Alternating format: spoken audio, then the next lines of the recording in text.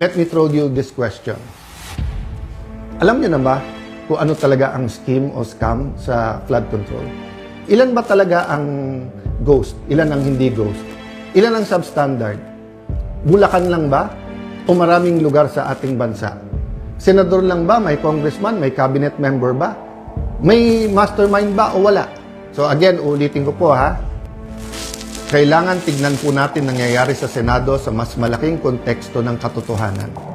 Gusto ba natin na ang Senado ay maging kasangkapan, ay gamitin, no? Para ilabas ang totoo? O ito ay kasangkapan para itago ang totoo? Ang corruption sa ating bansa ay hindi mabibigyan ng lunas kung walang pagbabago. At walang pagbabago kung hindi tayo magsisimula sa katotohanan. So I challenge all senators, both from the minority and majority, what's more important to us? Position, huwag mabanggit yung pangalan natin, huwag tayo makasuhan, malapit tayo sa administrasyon, 2028 may ambisyon. If you say you love the country, then why not fight for it? And you know, you may say a lot of things about Senator Jinggoy. You may talk about his past. But I will reiterate, I am a witness. Narinig ko yung mga offer sa kanya. Wala ka ng kaso, huwag ka lang kakalas. Nung una, huwag ka sumama dyan kay Senator Loren. Ngayon naman, kumalas ka at join the minority. The minority senators knows this. So stop lying. You know this.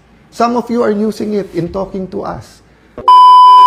I thank God for this opportunity to again directly talk to you, mahal namin mga kababayan, sa Luzon, Visayas at Mindanao, lalong-lalo na po sa mga nagsasakripisyong Pilipinong nagtatrabaho abroad. Magandang hapon sa inyo.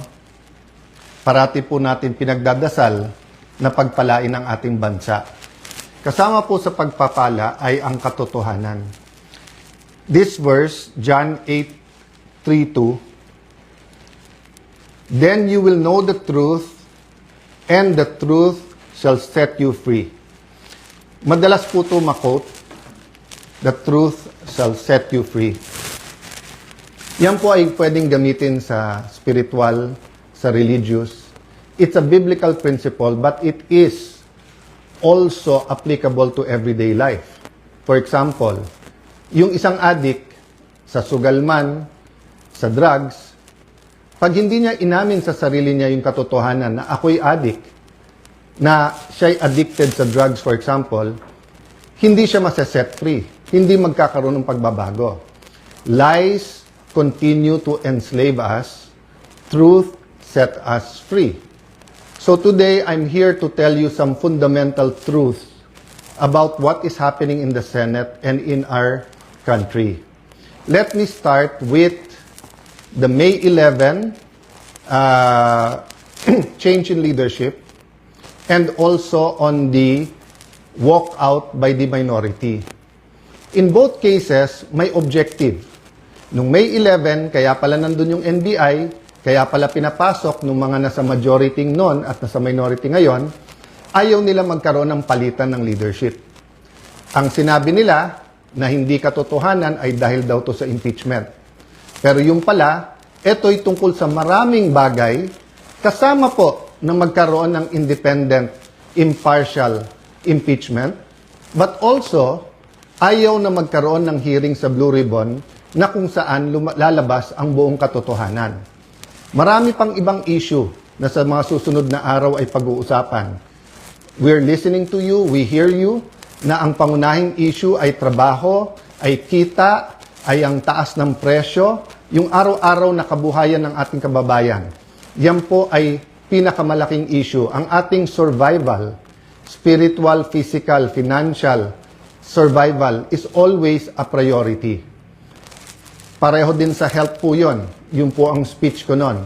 Na ang ating spiritual health, physical health, mental health, financial health ay napaka-importante at dapat we look at the bigger picture.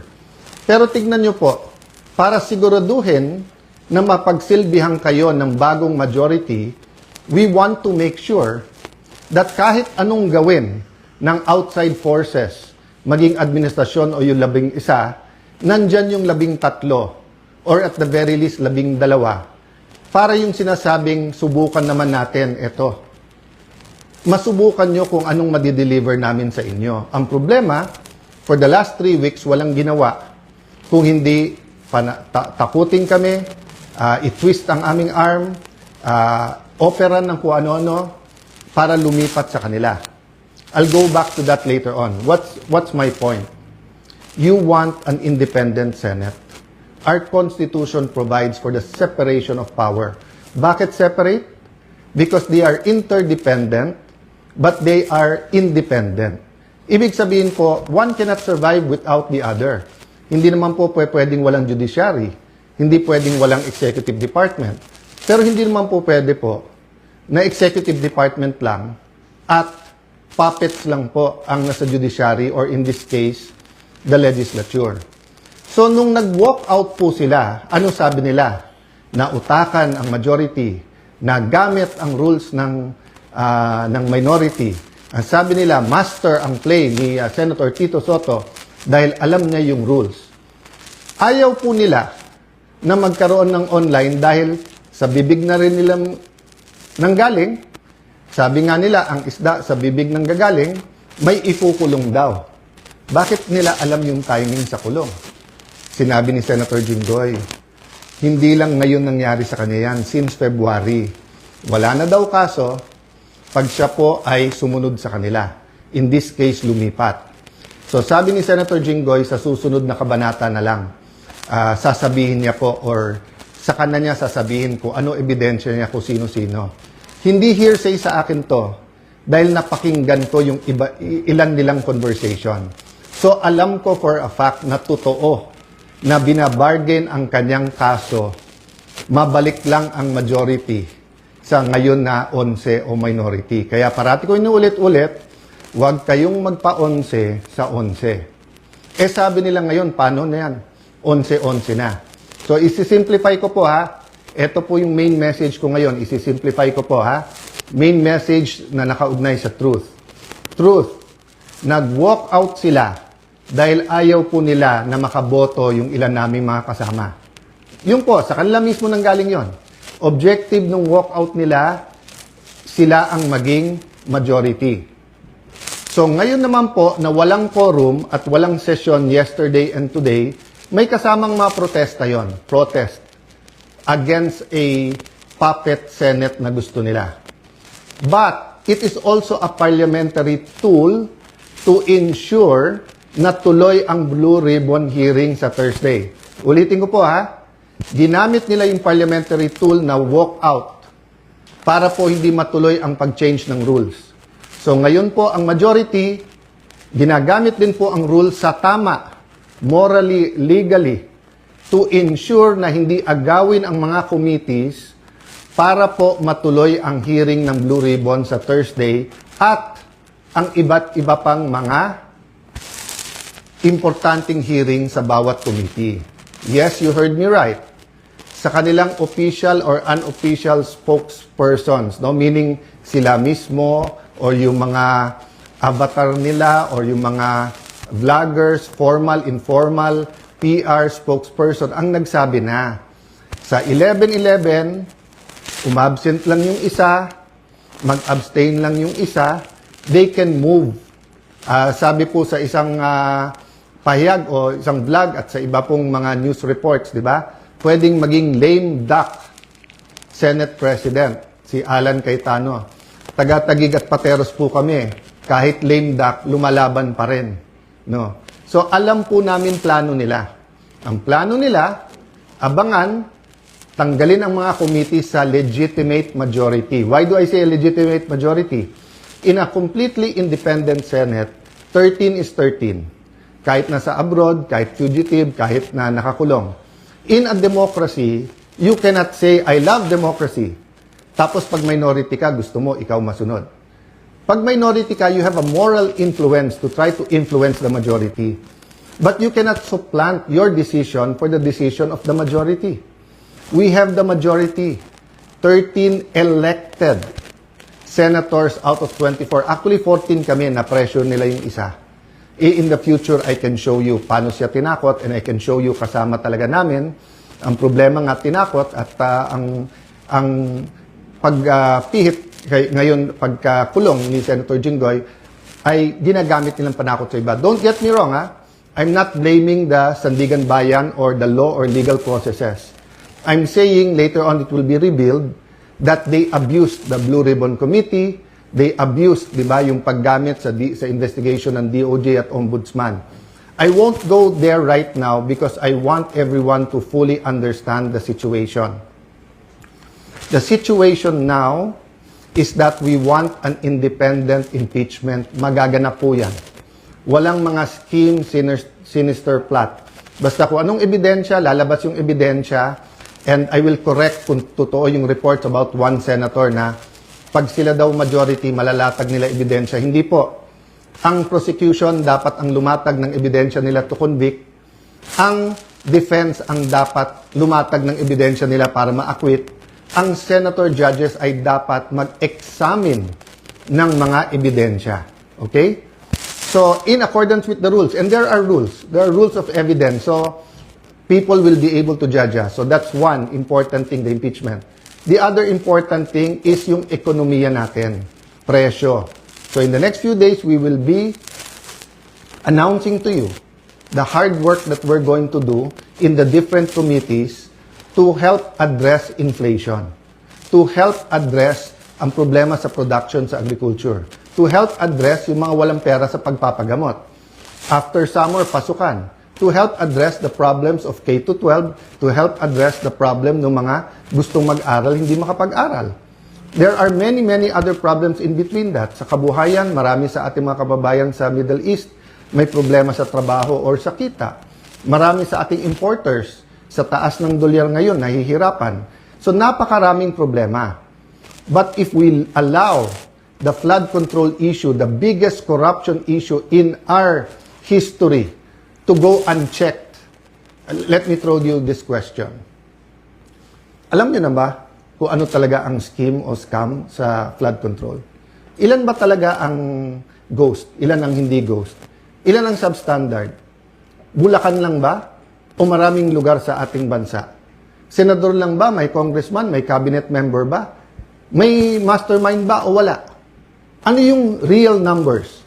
Sa 1 trillion a year, sa 2023, 24, 25. Ano ba dyan ang tama? Ngayon ba? Wala na bang corruption ngayon sa infrastructure problems? Kamusta ang ating flood control? Pag umulan ba ng malakas ngayon, makakasiguro tayong hindi babaha? So, ang dami pong tanong. Hindi po ito masasagot kung wala tayong independent, impartial na hearing.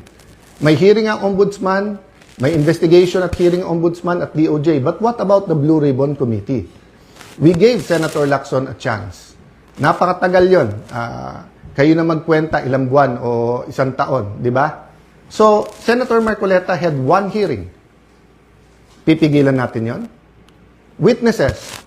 Pag nandyan na yung witness, matetest natin. Kaya hindi ako nag-judge. Pag nakita ko sa press con, of course I'm intrigued. Of course I listen. I do a little bit of research. But until matesting yan sa cross-examination, dun pa lang ako maniniwala at ibabalandra ko po yan or isa-side by side ko sa mga existing na ebidensya. So again, ulitin ko po kailangan tignan po natin nangyayari sa Senado sa mas malaking konteksto ng katotohanan. Gusto ba natin na ang Senado ay maging kasangkapan, ay gamitin, no? Para ilabas ang totoo?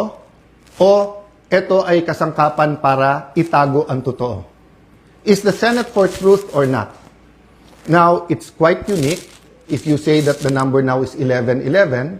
So, what's important for me is we don't have a puppet or dependent Senate.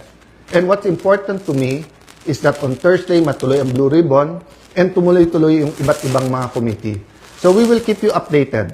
There are many questions, there are many issues. Sa mga kapatid natin sa media, send your questions sa akin, MRO. This afternoon, I might answer some. If not, tomorrow, Thursday, Friday, I will be answering one by one all of those questions. But for today, I want us to all ask, hindi ba when we passed the 1987 Constitution, ang isang basic principle doon, katotohanan. Di ba nung nagkaroon ng EDSA 1 at 2, katotohanan. Pinakamalalaking skandalo sa buong mundo, Watergate. It's about truth, katotohanan. Ngayon, lahat ng propaganda sa Iran, sa Israel, sa US, presyo ng langis. Hindi ba ang isang issue dyan, katotohanan? Ano ba ang truth tungkol sa lahat na to? Ang corruption sa ating bansa ay hindi mabibigyan ng lunas kung walang pagbabago. At walang pagbabago kung hindi tayo magsisimula sa katotohanan. So I challenge all senators, both from the minority and majority, what's more important to us? Position, wag mabanggit yung pangalan natin, wag tayo makasuhan, malapit tayo sa administrasyon, 2028 may ambisyon. If you say you love the country, then why not fight for it? And you know, you may say a lot of things about Senator Jinggoy. You may talk about his past. But I will reiterate, I am a witness. Narinig ko yung mga offer sa kanya. Wala ka ng kaso, wag ka lang kakalas. Nung una, wag ka sumama dyan kay Senator Loren. Ngayon naman, kumalas ka at join the minority. The minority senators knows this. So stop lying. You know this. Some of you are using it in talking to us. O, sabi ko naman sa inyo, no? Pumili tayo ng 13, I'm ready to go anytime, any day. Basta't may 13 na. Show me 13, wala nang problema. Ang pakiusap ko lang, let that be 13 that are fighting for the truth.